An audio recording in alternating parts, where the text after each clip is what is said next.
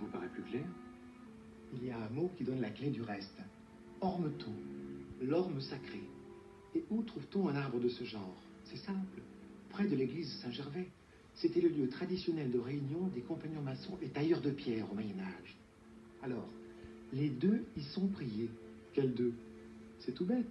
L'église est en réalité dédiée à Saint-Gervais et Saint-Protais, deux frères jumeaux. Mais point y repose. Et pour cause, ils ont été martyrisés sous Néron à Milan et enterrés sur place. Donc, c'est bien sur l'église de Saint-Gervais qu'on veut attirer notre attention.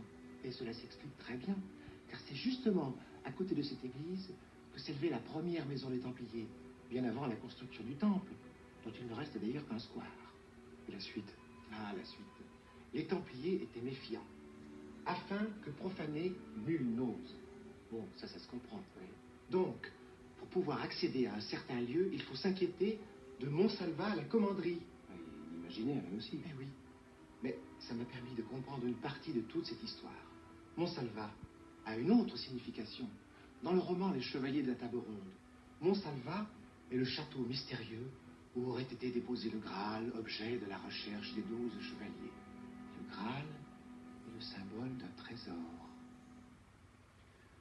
En somme, le message laisserait entendre que le trésor des Templiers est caché dans l'église Saint-Gervais. C'est évident. Mais où? Où? Ah oui, où? Pour ça, il nous faudrait l'autre partie du message, justement. Mais quelle autre partie? Vois Montsalvat la commanderie. C'est clair, non? Dans le fameux inventaire, une autre page devait être consacrée à la description de cette commanderie. Et une fois déchiffrée, elle doit nous mener tout droit au trésor des Templiers. Où est-ce qu'il en reste? Et cet inventaire, alors? Partout, je vais chercher. Partout.